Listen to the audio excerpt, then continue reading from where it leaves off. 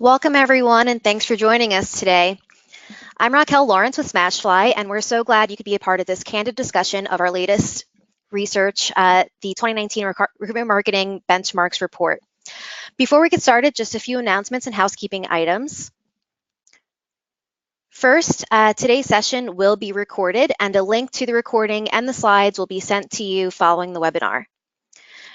Based on GoToWebinar's default settings, you're currently listening in using your computer speaker system, but if you want to join us over the phone, just select telephone in the audio pane over to the right hand of your screen, and then the dial-in information will be displayed right there for you. After the presentation, our speakers are excited to answer all of your questions on the research and any examples that you'll see today, so feel free to submit them throughout the webinar using the questions pane on the control panel on the right of your screen. We're hoping to leave about 10 minutes for Q&A at the end of the presentation. And lastly, don't forget to say hi on Twitter. We'd love to hear from you, so you can join the conversation using hashtag #RMBenchmarks, and also feel free to tweet right at us at SmashFly. So without further ado, I'm very excited to welcome our two speakers today, Brandy Ellis and Elise Mayer. So take it away, Brandy. Thank you very much, Raquel. Welcome, everyone. We're so glad you are here. Just a little bit about me, because I know we want to get to the good stuff. So I've been with SmashFly about a year, and for most of that time, I've been working on the front lines with our clients, helping them create really a CRM strategy and tie that to more of their recruitment marketing activities and do candidate personas and journey mapping to build that foundational information to get to an activated CRM. So prior to SmashFly, I worked for a small digital marketing company that really opened my eyes to consumer marketing and all of the tracking that happens on the digital world and what is possible there and how that could be applied to recruitment marketing. I was leading a recruitment function there. I've mostly led recruiting teams and have just recently forayed over into only being able to do recruitment marketing and recruitment marketing strategy, which I am so excited about. And my colleague Elise, I'll let her introduce herself, but I think she is a fantastic balance to this as she brings the marketing side of the recruitment marketing partnership that we have. Yeah, thanks so much, Brandy. I'm super excited to be kind of sharing this research and lend some additional kind of VIP insights here. So Brandy is for sure the recruitment marketing pro. I can say that I've never actually been on a recruiting or talent acquisition team. I definitely am the marketing side of this webinar. So I've been in marketing for about 10 years. I started off working with B2B organizations on a lot of lead generation and brand strategy. And for the past 4 years, I've actually been at SmashFly, so working on content and brand strategy, product and customer marketing, as well as a lot with demand generation. So how do we get leads? How do we nurture leads, messaging, personas, all the great stuff that comes up in recruitment marketing, just obviously for more of a consumer or a buyer audience. So we are super excited to be chatting with you today, and let's get started.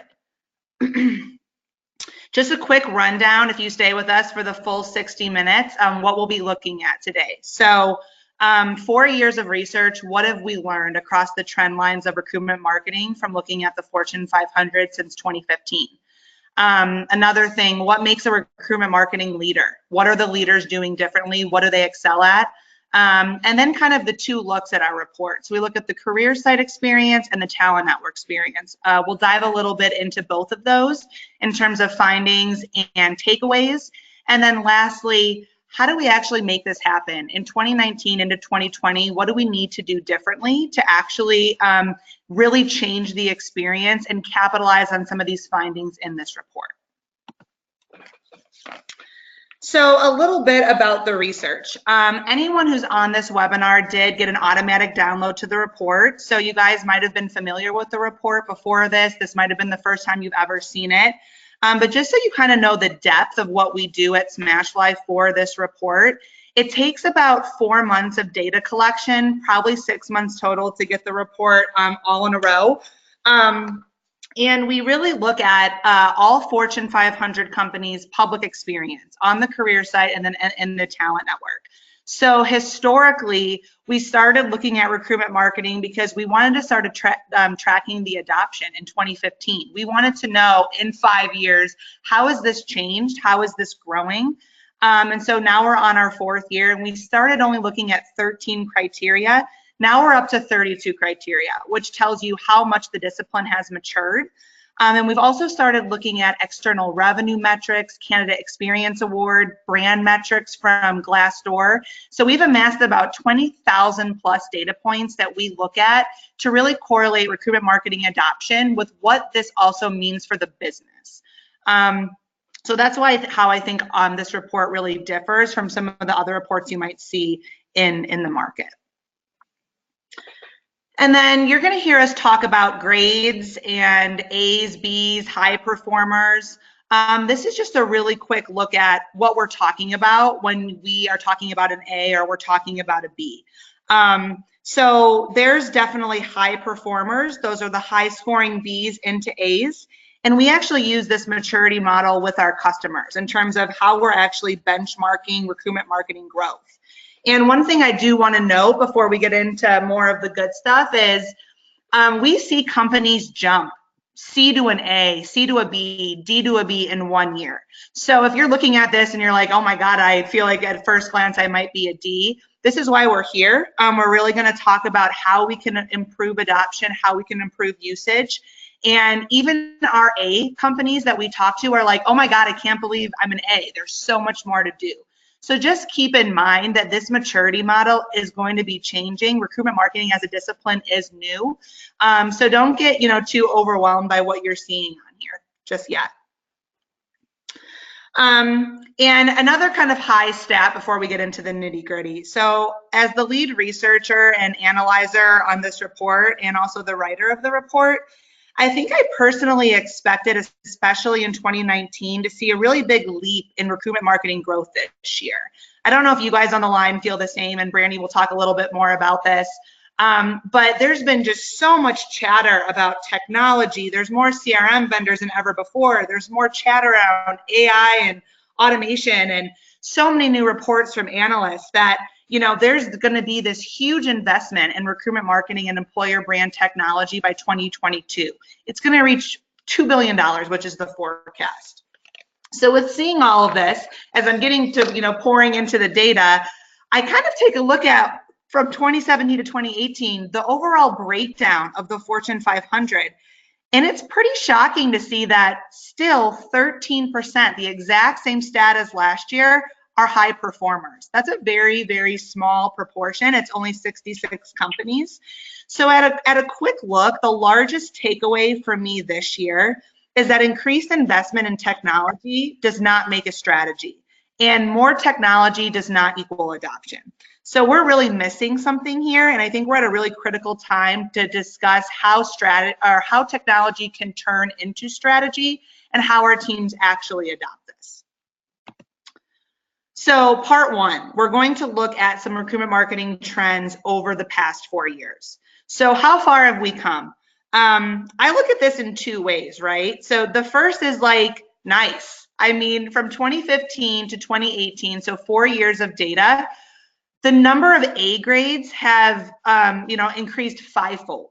So that is great growth. I mean, in 2015, to see that only 13 companies were at an A level, those were obviously the very early adopters. It's great to see that growth. But the other side of it is still, as we're nearing 2020. So you think about, I mean, we're talking about driverless cars and going to Mars, and Elon Musk is doing all sorts of crazy things. And we're still at a really intro level in changing the experience around hiring. I mean, a lot of candidates still have to upload their resume and then go through an hour-long application process filling out all the same fields. It's kind of crazy, actually, how slow we are changing. So, Brandy, I know you've been a practitioner and have been working in this space for a super long time in terms of talent acquisition. Do you have a perspective one way or the other? Are you more looking at this positively or negatively in terms of these high-level takeaways? Hey, now go easy on the super long time. It's interesting because I do work on the front lines and with our customers, and before I was in this seat, and the challenge that I hear on a daily basis and that I used to have come out of my mouth is I don't know where to start. It can be crippling to try and think about communicating to 10,000 or 100,000 or 2 million contacts that are in your database, and then thinking about compliance and all the stuff that goes with it. It doesn't surprise me that this number hasn't gone forward, especially in the Fortune 500, because we do get in our own way so much. But after this webinar, I am hopeful that everybody is going to jump several grades afterward. And next year when we do this, this number is going to change. We've seen it. So it's up to all the practitioners. So maybe 2019 will be the year. So another few kind of high level stats in terms of what we've seen over the course of a few years of this research. So this was a particularly interesting finding to me because at first glance, I cheered inside. We've been talking a lot in the industry about long-term engagement and about employer branding and about nurture experience and kind of moving away from this transactional job, just everything's jobs, job boards, everything's going to Indeed and job ads. Candidates want something more. I think that most employers can kind of agree with that. So at first glance, you see job alerts are actually decreasing over the past 3 years, while talent network opt-ins on the Fortune 500 sites have doubled since 2016. So to me, this says, great, maybe we're relying less on jobs, maybe we're focusing more on brand, and there's that shift in technology. A little bit less reliance on the automated lists that come out from the ATS, and more into talent network providers, CRM providers, and that long-term engagement. But don't take that too far, because then I found this and my excitement kind of plummeted a bit. So somehow the experience is still not changing, even though we're changing technology. So I think that the intent is there, and I love to see that talent networks are increasing and that we're building that foundation. Having technology in place and having that opt-in is the first step. But you can see that just 5% of the Fortune 500 with a talent network send actual content. So that's like anything, like I want to learn more about you, update your profile, here's an employee story, here's our diversity initiative. Most, which is 95%, send lists of job recs. So the takeaway here is why buy a CRM? Why stand up a talent network if we're going to use it in the same way as an ATS? And I think we all can answer why. Resources are limited. It's hard to stand this stuff up. But we're going to talk more about how to make this easier and really make the most out of your CRM. So I'm super excited for this section because Brandy's going to dive into some awesome examples of some of the top scorers in the report that maybe you guys didn't see if you read through everything. But this is the question we get asked the most. What are the best practices? What are the best of the best doing? And honestly, I am a firm believer in not reinventing the wheel, and kind of, if something's working, if you can see someone else doing something that works awesome, replicate it, reimagine it, make it your own. But we should be following the leaders in the space because they're paving a really great way. So what do the high performers do, and what do they do differently? So these are those 66 companies that are A's, that 13% of the Fortune 500, the same amount as last year, that are really doing something different. So 80% of the Fortune 500 that have a recruiting assistant or a chatbot scored an A. They're early adopters of new trends and technologies, and we actually see them utilize it. So it's not standing up a talent network or putting a bot on the career site and the experience sucks. We actually see them take the time to think through, if I buy this technology, how is it going to work and how is it going to solve a problem? And that's critical. 2, they really understand that employer branding is more than just the career site, and we'll talk more about that in the career site section. 85% of A's, or the high performers, share content other than jobs on social media, compared to 2% of D's and 0% of F's. I mean, that is a huge gap. So again, they understand that spreading their employer brand message cross-channel is more effective. because news alert, people are not going to keep coming back to your career site over and over. We're in the digital world. Candidates are expecting information to get to them. And then lastly, they understand that consistency matters and that recruiting is a long game. I mean, it happens over the course of a lifetime. You don't only get one shot. Now, granted, if your experience is horrible or your interview process is horrible, maybe you only do get one shot. But really, a person might not be right for, say, Intel's internship program, but give them 5 years of experience. They could go work at an engineer later on. So really quickly, you can see how much different the A's think about in terms of nurturing and actually sending content versus 0% of D's and F's. So low performers just do not do that, and they don't think about nurture in that way. So Brandy, I will hand it over to you to talk about 2 of the highest scores in the report, IBM at number 1 and ADP at number 2. Thank you. Yeah, those stats are still absolutely surprising to me. And so as we transition into talking about what the best are doing, I am totally with you. We should not be reinventing the wheel.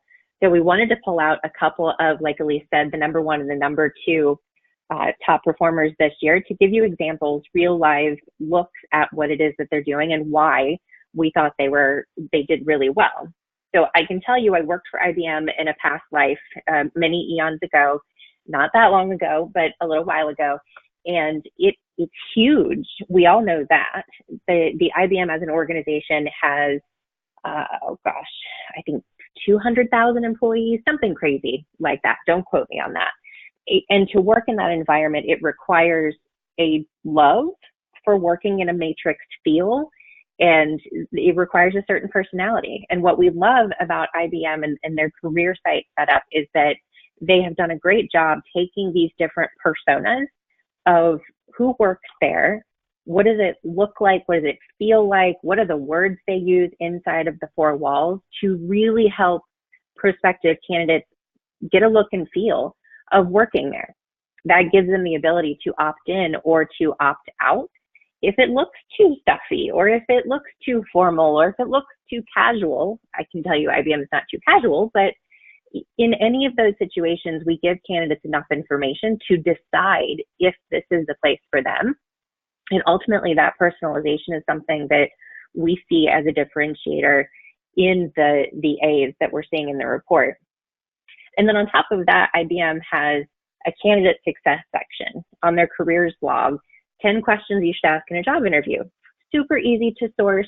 You can either write it from somebody inside of your own talent acquisition team to make sure that it follows all of the ways that you guys interview, or just pull something from the Muse or Glassdoor. There are lots of places that publish interview best practices for candidates and how to ace an interview, giving the impression that we care about the candidate experience and we want them to be successful is something that our top performers, or the A's that we're talking about here, they do every time. And then I think we're going to take a look at ADP next. We are. So looking at ADP, one of the things that we love here is that you'll see in the top right-hand screen, looking at the computer, when you land on ADP's page, the very first thing that they give you is the opportunity to personalize your experience on their site. It says you can make your visit even better when you personalize your website experience with the choices below. So they let you choose your country and they let you choose your language preference. Giving that impression of personalization just for your experience is what candidates are looking for. They want to know that they're a standout. Whether it actually is just for them or not, that's okay. They want the perception that their experience is unique and different. And then you'll see here, lots of colors similar to IBM.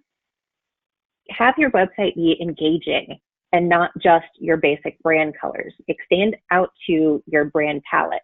All those subcolors that you may not get to use very often, use them on your website. Engage candidates visually, and then give them options. So in the mobile picture that you see here, ADP not only says apply, but underneath that it says connect now and apply later. Throughout their entire career site, there are multiple options given to the person that is looking. So if you're not ready to apply, that's okay. There is always an alternative button right there with it that gives you an option to opt into the talent network. And ultimately, that's what we want. We are here, the career site is here to capture those leads. Whether they're looking today or they're not, that doesn't necessarily matter. I know it obviously does to the recruiters. I was a recruiter once, and I know we need them to be looking, but we also need to capture them in case they're not looking today, so that when they are, we're the first choice. And we see that differentiation of giving options and making that experience really clear on the website for all of our top performers. Yeah, I love that. And I know Raquel passed along a quick question about a talent network. At a very high level, a talent network is basically something that a candidate can opt into to get more information, to get personalized jobs if they're not ready to apply. So we see, all of the recruiting teams and employers of yesteryear pushing everyone into the ATS, right? Apply now, apply now, apply now. And then you amass hundreds of thousands of candidates in the ATS that you can't communicate to, you don't know much about, you don't know if they're still interested. A talent network is that kind of database, that relationship database that you can kind of learn more about people, see what they click on, send them employee stories, learn more about them before you clutter up the ATS. So that's what a talent network is, and that's what kind of that CRM technology powers. And to Brandy's point, all of this content, being more upfront on your career site, it helps people screen in, but it helps people screen themselves out. And I know that there's going to be a lot of smaller companies on the line that don't have a volume problem, but a lot of large companies have that volume problem. It's okay to screen people out. It's okay for people to be like, you know what? I don't think ADP is right for me. Because if you don't have that content, all they're going to do is say, well, I guess I'm going to apply. You're going to clutter up the ATS. Your recruiter's going to spend time screening them, only to find out in the interview they didn't have enough information that they could really say, you know what, ADP is not for me or IBM's not for me. So just remember that content allows people to educate themselves. It's kind of what the digital time has done for us as people. And so employers should really be doing that. So getting into part 3, this is where we're going to take a dive into, again, more examples, but we're going to look at the career site first. So we look at the public experience that candidates can access on the career site as well as the talent network. And the career site look is really interesting to me because I think it tells us how people are looking at employer branding. And I think at a very high level, a lot of companies, as a marketer, I think, excel and have had a lot of practice in having to really communicate cross-channel. We know that it's not just a website. It's events and it's digital ads and it's how we nurture people via email. It's getting them, talking to our sales team. It's social media. It's blog content. A website is just one very, very small touch point. I think that talent acquisition teams, because career sites have just exploded in the past, 5 to 7 years, and we've really been focusing on them, we put so much effort and investment and focus on the career site. I think it's like, oh my God, once that's done, once I did all of that, and these are they can be big, expensive projects with a lot of effort. It's like, all right, I'm done. I don't have to think about anything else. And so we're seeing those high performers and those A's go one step beyond with kind of cross-channel messaging. So if you look at the graphs that I'm showing you here, you can kind of see the employer brand content over time that we found on career sites. So again, you can kind of look at this 2 ways, right? It's like, I look at this 75% have employee stories. Amazing. I mean, that's amazing. 71% have kind of these different initiatives for diversity for students. Over 2/3 have diversity in student. About 50% have military or veteran content. That's great. Do I also think it's kind of crazy that only 50% maybe only have content on job, family, or skills? Yes, and you can obviously see outlining the application process and blog is a little bit lower. But I think the bigger takeaway for me here is like, holy cow, when we say that only 5% of employers are sending content other than jobs, you look at this and you're like, wow, there is content. Like, you guys have content. Talent acquisition practitioners are putting a good amount of content on their career sites. They're really baking out their employer brand. However, it's stopping there. And when we get into the talent network experience, we'll talk more about some quick wins, but this content should be repurposed. It should go into newsletters. You should use your employee stories via text, at events, in emails. So the content is there. And while I wish I would see a little bit more increase over 4 years, my kind of bigger takeaway is people need to do more with the content on their career sites and really effectively market it cross-channel. So 2 other quick wins before Brandy gets into some of the examples here, but 54% of Fortune 500 career sites aren't optimized for Google Jobs. Google Jobs launched in 2017, almost 2 years ago. This is pretty surprising to me because I always think Google knows best. Google has so much data and they know what people are searching for. When they launch something, they have so much research and data at their fingertips that it's probably a pretty sure thing. So when they launched Google for Jobs and wanted to have career sites and third parties optimized for that, they know that candidates are probably going to click into jobs in that top box. So what this means is if your site isn't optimized for Google Jobs, instead what's happening, that little box of jobs that Google puts at basically at the first search result, candidates are clicking in and they're going to go try to apply on LinkedIn or Glassdoor or another third party. Now, what's the difference between that? You go to Glassdoor, your competitors' jobs are there. They get distracted with other brands. They get distracted with this job title. If your site is optimized, they can apply on your career site. So they get to go to your owned assets, see your employees and see your jobs, and they're not distracted by competition. So that's kind of the big takeaway there. I would highly recommend as a quick win to figure out how you can get your career site optimized for Google Jobs. Your technology or career site provider should be able to help you there. And then on the other side is this kind of outlining the application process. So we see a lot of this coming up with the Candidate Experience Awards and really just setting expectations to kind of avoid this black hole. So I think it's really interesting that less than half the Fortune 500 do this because enterprise organizations, they probably have longer application processes. They're probably still using clunky ATS systems. Don't create a black hole. At least be upfront and say, you know what, and Brandy will show a great example of this. If your application is 60 minutes, that's okay. Set that expectation because someone who is not ready to apply, instead of dropping off and losing them forever, maybe you then offer them, hey, go read our blog or sign into our talent network, opt in there if you're not yet ready. Again, it helps screen people out who aren't ready to apply, and that stops cluttering your ATS and it gives you better quality.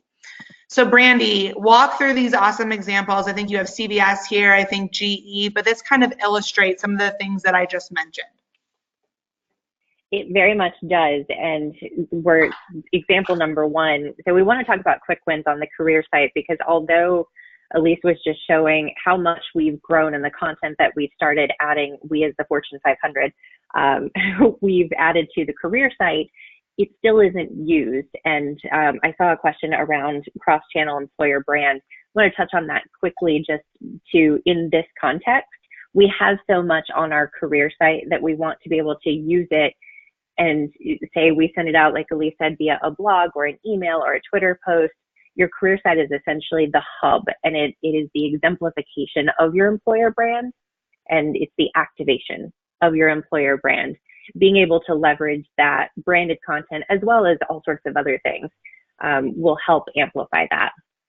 And so on that note, quick wins that you can add in addition to just having some of that fundamental, diversity and military and university, because I feel like we've been talking about those things for a really long time. So having those on our career site, I almost feel like shouldn't be an accomplishment. I know, but it is. And so what do you do with that? Well, on your career site, you should also have candidate success. So first tip number 1 is be helpful and useful. Tell the candidate what to expect. GE does a really great job of outlining all of the steps, what's going to happen, what's in the application, how do they review resumes, what's their interview process, how long does offer and onboarding take, what does that feel like? I mean, they have broken each of those steps out, and by doing that, by putting it on the website, not only does it take away from the recruiter having to answer that every single time, and saves that 1 to 2 minutes, it also helps the candidate feel like you're there for their success. I've also got examples here from Intel and CVS on how to get a job, what to expect. So first and foremost, be helpful and useful, and then give them options.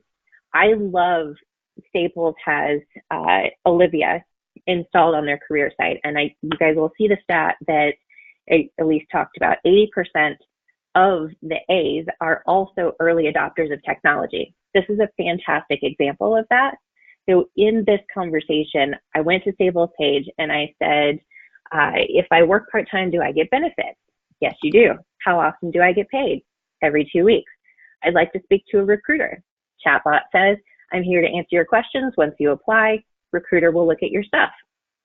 So all of that is usually handled by a human and by a recruiter having to go through this. We want to give them options. So the A's are both adopting the new technology and giving the candidates options on the career site. The other two examples here under the options are ADP and CVS.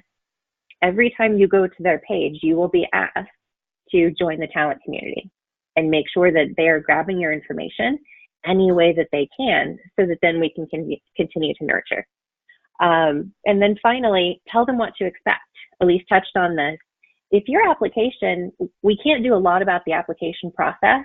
You know, most of us are stuck with the ATS that we have. But if you tell them it's going to be 20 or 30 or 40 minutes, then most people will choose to go through it, or they'll choose to start when they're ready. But if you get about halfway through and realize that, hey, you're 25 minutes in and you're only 3 pages in, that's not a very good candidate experience. And most likely, they're not going to complete that application. We know that applicants drop off anywhere from 75 to 90% of the time as they're starting the apply process. So we want to make sure that you both set expectations, give them options, and set them up for success.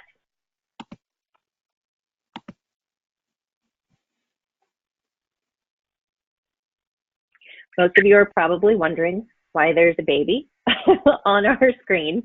So here, we really just wanted to call out that your career site is that central hub, and make the point that when we say this is a long game, we really mean this is a long game. So the Department of Labor does a workforce survey, a workforce mobility survey every year. And it says the median number of years that salaried workers are at an employer is about 4 years. And if the current age of retirement is 66, that means most of us are going to work anywhere from 40 to 50 years. And that's a lot of employers. So if you break that math out, 4 years, 50 years, that's about 10 different employers. So over the life cycle of a person's journey, a person's career journey, we have companies that are starting at kindergarten, doing STEM programs, helping kids choose STEM careers. K through 12, we're asking, what do you want to do? They get to university. Most of us have university pages. You can get the idea here from the visual on the slide. But when we say talent nurturing and recruitment marketing, it's really not just the job today or the candidate experience that they have with you today. We know that, Elise has already said, 45% of the Fortune 500 are sending something after joining the talent network. That's it. And then when they get to the apply process, 65% of applicants never hear anything after they apply. And then only 12% on average make it to an interview. So of those, we've already cut our pool down significantly. And since roughly, there was an HROS study that said roughly about 75% of applicants never even get reviewed. So how is it that we maintain that positive experience? Elise, are we? Yep, next slide. So we're good. As we're thinking about these candidate pools, we're nurturing all the way through the life cycle. So as we carry those 10 different employers and those roughly 4 years at each different company, we have to be thinking about how do we get to them, because they are entering the talent market when they are ready. We have nurture programs set up so that we can get in front of them when they're ready at any part of that career journey. Yeah, and I think this is a great segue into the next section, which is really going to look at this talent network experience and the nurture experience, which is what we've been talking about kind of the entire time. But I mean, to Brandy's point about this stat, 75% of candidates never get reviewed. I just think that it's really interesting that we spend, in terms of recruiters and talent acquisition professionals and employers, we spend so much money on trying to get applicants and leads. I mean, leads are more of a new thing, but applicants, so much money on job boards and ads and events, and how are we getting more and more people? You start kind of, quote unquote, adding up these stats that 75% never get reviewed, that 45% sit in a talent network and never are emailed again. You know, we're paying for all of these people and we're not looking at them. And then what do we do if we don't hire the right people, or your hiring managers are like, this isn't good enough? We go out and spend more money for more leads. And then it's like, oh, well, there's not enough good quality people, or there's a skills gap. I think that we're missing so many people in our database, and we have to get to know them better. We have to get to look at previous applicants and silver medalists, and we have to get to look at our leads. So this whole thing about fulfilling the talent community promise, I'm going to walk you through some stats that unfortunately right now, I think that employers are dropping the ball. We're not fulfilling that promise to say, hey, I'm going to raise my hand. I'm going to opt into your community. I want to learn more about you. That's just not happening. And take a look at these stats. As a marketer, nurture is very close to my heart. Learning about our audience, segmenting our database, getting smart about who we're targeting our message to, and I totally get it. Marketing has more resources. They usually have more budget. We've had a lot more practice with this stuff. But when I see this, I just think of all of the growth and opportunity that employers have, and I can definitely see teams starting to do this. But first off, I just think, oh my gosh, will there always be a black hole in recruiting? And for the love of God, I really hope that there's not. But I mean, the first black hole was the ATS, right? And so the solution for the ATS was like, okay, well, we need an ATS for compliance. The ATS is never going to go away. We need something else. We need something smarter, more nimbler. We need something more agile where we can segment people. My sourcers can go in and navigate the system, send email campaigns, send different messages, understand who's a veteran, who's not, understand who just re-opted in. Unfortunately, the CRM has become another black hole. We are straight up just ghosting candidates. So if you kind of look at these stats, we've already talked about this, 95% only send jobs. How interesting is that? I mean, I don't want to open an email every day with lists of, you know, random jobs. That's not interesting when I can look at things from Amazon or what Netflix is going to show, or a bunch of, you know, new other things from other publications that send me content. But on top of that, you would think that with our technology, there'd be more personalization. So you can see that just went away. There we go.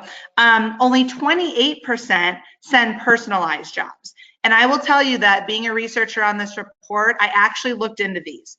So if it says marketing director in Denver, Colorado is something I was searching for, I actually made a note down. I was getting jobs that said warehouse manager or marketing intern. If you're a 35-year-old looking for a marketing director and you're getting job lists of marketing intern, that's basically spam. I don't want to see that. So we have a huge growth opportunity to personalize the jobs, and that's just going to checking with your ATS or your CRM, check that algorithm. Why is that not working correctly? And then lastly, what is CRM is built for? That automation to help fill the gap on your team, to follow up with candidates where recruiters don't have to. Only 10% are using automation to send follow-up emails for specific behaviors. So for example, like a reminder to complete the application. All those 90% of people that are dropping off, use your CRM to say, hey, we realize you dropped off the application.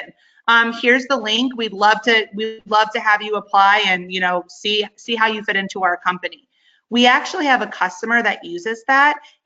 They use it for a lot of their hourly jobs. They actually made 186 hires off of an automatic reminder email to complete the application.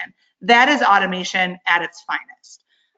So a few more stats before I turn it over to Brandy again.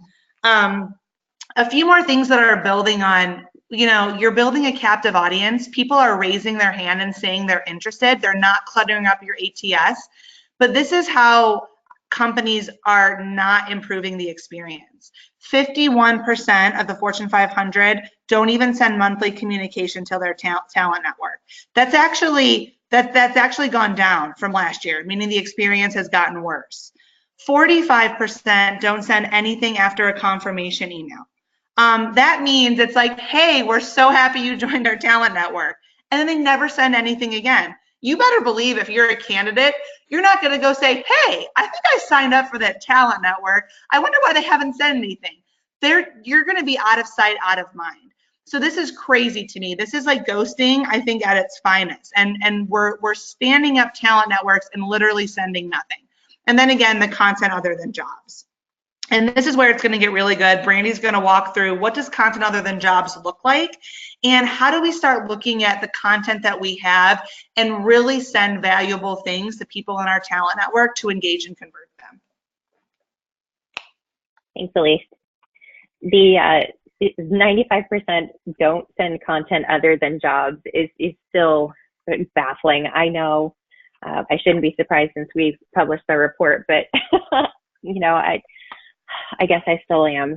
So one of the areas that we find that gets us in the way of sending content other than jobs is, how do I do that? What do I send and what is interesting?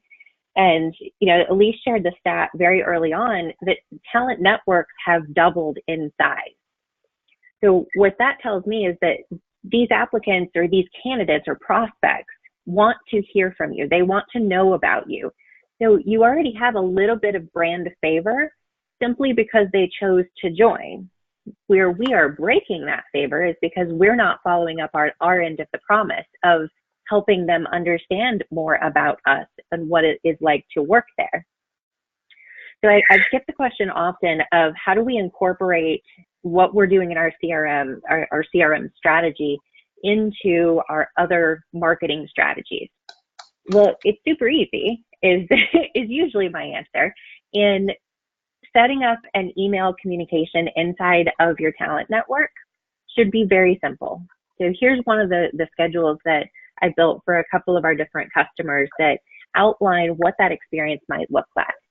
So we know that most of the companies that have a talent network are sending a thank you for joining. That's the confirmation that you joined. And then after that, that's where we get into that only 45% send something else. So if you're looking at the screen, the box number 1 in the top left-hand corner is the welcome confirmation. We know most of the Fortune 500 are doing that. Then what we suggest is that you set up an email communication 3 weeks from when they joined, 5 weeks from when they joined, and then 7 weeks out. And these can be super simple things like an interview with a leader, talking about what you expect from a high performer, or interviewing tips that was published by someone on your team. Or it could be if you have a really great Glassdoor page that you invite them to look at your reviews, or maybe you introduce them to a recruiter for the area of interest that they express. So any variability of these could be a great example of any communication to go out to them after they join your talent network. And most CRMs today allow you to set these up and schedule them and do it in an automated fashion. And we know that only 10% so far of the Fortune 500 are using that automated scheduling or that automated workflow to do things like this. So it would be super easy. We just need to get there. And then on top of that, we say, send a newsletter. Make sure that you're speaking to all the humans. Tell them what it is to work there. We talked about a little bit of that, and I've got some really great examples coming up. But how do you fit all of that in? And maybe you want to talk to all of the humans, but you also need to talk to a subgroup of the humans, whether those are engineers or sellers or marketers. You need to have or want to have a specific communication going out to those specific segments. Well, this is the first half of the year, weeks 1 through 23.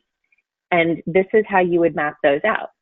The first blue boxes are all the same color because someone would stay in this stage, in the welcome stage, until they get through all 4 of those emails. And then they would drop into your schedule of whether it's the marketing email or the sales email, whichever group they're in. So we wanted to put this in here most importantly because employer brand has been a big topic in the last, probably 5 years at least. And there are a lot of companies doing great things with employer brand, but when it comes to activation of the employer brand and exemplifying that in email communications and in the talent network, that's where we're really not seeing anything. But there was a Glassdoor study that said 69% of talent says they're more likely to apply to a company if an employer brand is managed. What better way to manage your employer brand or add to your strategy than to talk to your talent network, people who have already opted in to hear from you anyway. And now on to the examples. And I think, Brandy, I don't know if you actually mentioned this, but I think only three or four companies actually send like a branded newsletter, which is just crazy. And I think you have some examples here. But what I love about what a newsletter could do, to your point, don't make it complicated. Don't try to segment too early. Don't try to think about the diversity and this job and sales and marketing. Send something general, see who's the most active, see what they're clicking on, and go from there. Use data as your guide, and that's what some of this email communication can help you do. It can help you figure out your talent network and figure out where to start in terms of who's the most engaged. Absolutely, and that's the biggest piece of advice that anybody on the call that I hope that you take away is start talking to all the humans. Make sure that your system is set up to understand what those people's areas of interest are or what competitor they came from, whatever it is that you need to know about them in order to recruit them in the future. But just see what they're interested in. Send communications that are helpful, useful, interesting, engaging, like the ones that you're seeing here, and then let them tell you what they want to see based on what they're clicking on and what they engage with. The biggest hurdle that I hear from colleagues in the industry is we're just not sure where to start. We don't know if this would be useful or interesting to the audience, so we just don't send anything. And that's sort of the crux of the problem, is just getting started. So we've got a couple of examples here from PwC and ADP and CVS. I'm going to start with the CVS on the right-hand side because they're doing an interesting internal communication. They're using their CRM to nurture their current interns on staff. Obviously, they're pharmacists. And this is something that we've started to hear more of in the employer brand and recruitment marketing world of, can we nurture the people that we have on staff? Can we nurture our internal employees with similar communications to what we're doing externally? And yes, absolutely. Communication should be similar, and internal employees should feel just as loved as external employees. And in that, things that are what we call evergreen content, stuff that is going to get a click or is interesting every single time. They're people interviews. They are hearing from colleagues or people that they may work side by side with, or the warm and fuzzy stories, giving back, corporate social responsibility. You can see in ADP's newsletter at the bottom, they usually use that spot to both talk about what's happening inside the company and then say, hey, by the way, we're hiring. So maybe next year you can go with us and you can volunteer at the food bank with us. Other things that are evergreen content are things like this top article, the highest related career book. And as Elise was doing all of the homework for this and looking at all of the emails, I think, Elise, that one caught your attention, right? Yeah, I love the career books. I don't think I've ever seen an employer send something that's kind of like, actually, this is really useful to me, and I would never have thought that ADP would send something like that. It would make me open it.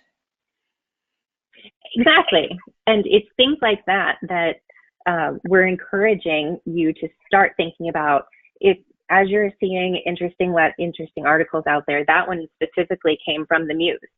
So ADP so far hasn't published their own content. They have curated content from stuff that's already out on the web. CVS, on the other hand, it looks like most of what they publish is branded content. So it comes through their website.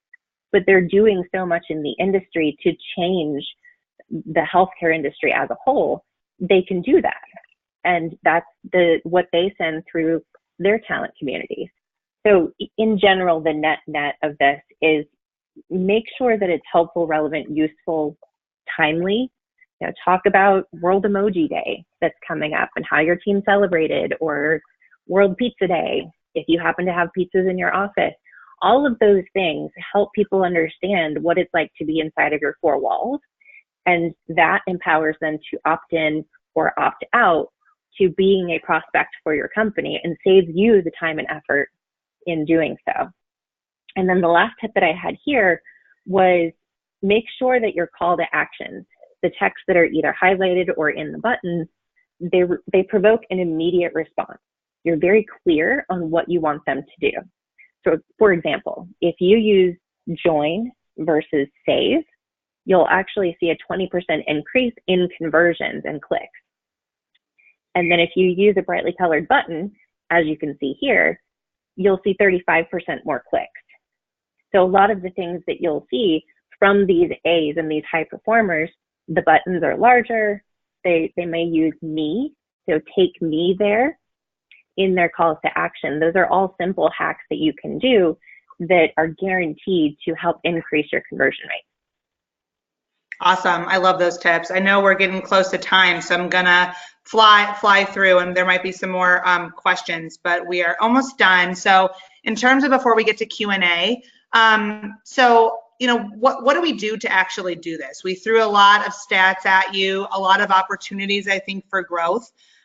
4 years ago when I started SmashFly and kind of thus in the HCM recruiting industry, I wrote a lot about the ideal talent acquisition team and what a recruitment marketing team would look like if it kind of mimicked marketing. And in 2015, that scared a lot of people. And believe me, I get it. It's like, okay, new processes, new technology, all new team. It's like too much.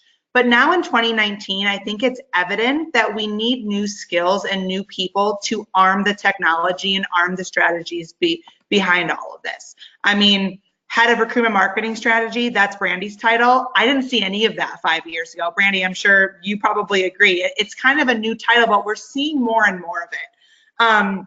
So really quick before we get to Q&A, 3 things to consider for a tech and a team approach. So I think the first thing is, you know, recruiters have enough to do. Recruitment marketing is a different skill set. It just is. And to buy a CRM and then expect, well, we'll just shift what our recruiters do. We'll make some of our recruiters into email campaigners.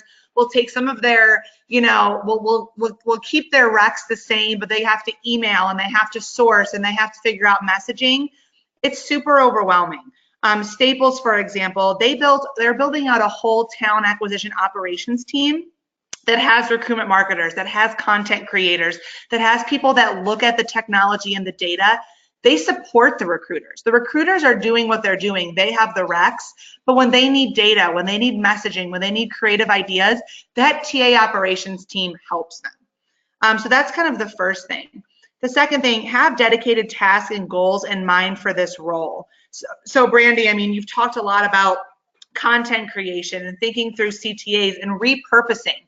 I feel like one of the first things to do to get kind of justification for this headcount is, all right, well, a CRM requires segmentation. It requires thinking about content, understanding email campaigns. We don't have this skill set. We need to actually hire someone that understands a cross-marketing strategy, that understands employer branding, that can be a writer. So that's kind of filling the gaps in your team's expertise. Make sure you have that job description written out and you know what this person is going to do. And then third, make sure you have solid training and support resources in place. So that's something like take the recruitment marketing certification. Shameless plug, but SmashFly does have their Transform Academy that you can walk through recruitment marketing. Tap into your vendor. Your technology should be a partner. You should have someone like Brandy helping you kind of map out editorial calendars and map out strategies. It's so important. There's a lot of learning and upskilling to do. And I think that like marketers, it comes more naturally. It doesn't come as naturally to talent acquisition. And I think that teams are going to start upskilling, but there's a lot of growth and a lot of maturing. use expertise, use resources, make sure that your technology vendor is not just a vendor, it's also a partner. And I'll quote Julia Levy before we go on to our last slide. She's from Fiserv. She mentioned if there's one thing to do in 2019, it's to actually find recruitment marketing headcount to do this stuff, because it's too hard for current teams to do on their own. So Brandy, I'll ask you kind of this, because you work with a lot more practitioners. You guys can see this in the report in terms of kind of the correlation, not causation, but correlation of how businesses that are scoring high in recruitment marketing are also seeing gains in revenue and gains in candidate experience awards. If you had one piece of advice in terms of like what recruitment marketing ROI looks like or how to get budget, what would that be before we get into Q&A? Oh gosh, I would take the missed opportunity. So using missing out as our selling point to our C-levels, because honestly, that's what they care about, time and money. And when they're asking for another headcount, that's neither of those things. But if you take your annual revenue per employee, look at that daily, and then look at the days that your recs sit open on average, those are all business bottom line dollars that you can usually convert into a head count. And then you have to make a little bit of a bet. Say you can increase your applicant conversions from 3% to 5%. Right there, you've got the crux of justifying your recruitment marketing. Yeah, and honestly, I mean, connect with Brandy and I after this. We can connect you with some companies that we know that are building these teams out, that are having these conversations, that can give you some real world advice. It's not easy, but I think talent can be more empowered than ever, talent acquisition.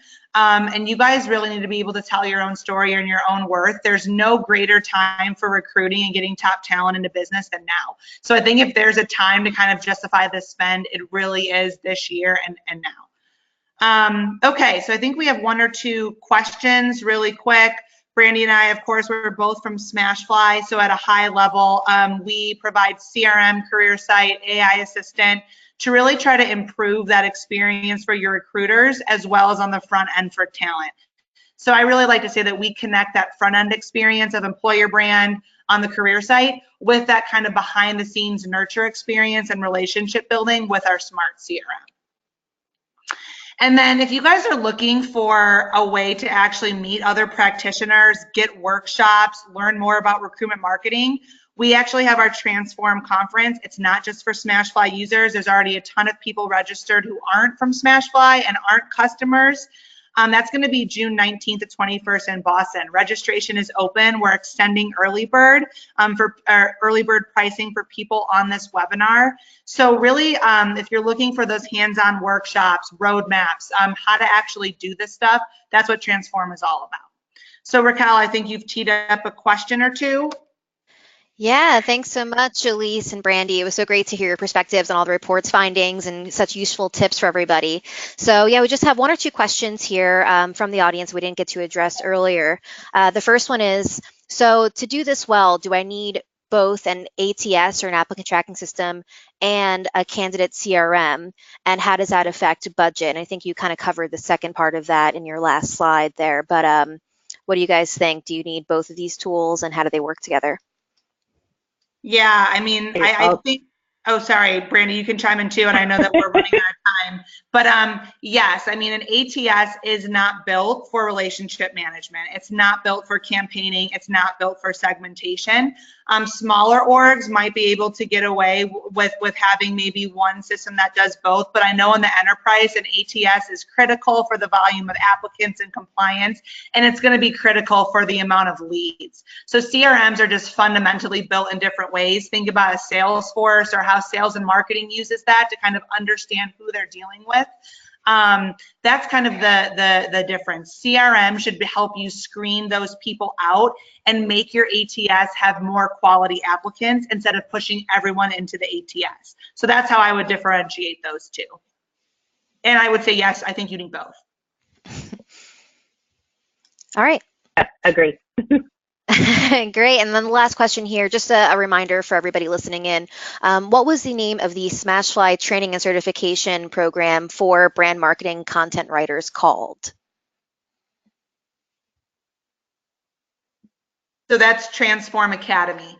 You can go to the SmashFly site or type in Transform Recruitment Marketing Certification or Transform Academy. That's something that's currently live. Everything's on demand. It's a 10 courses on recruitment marketing.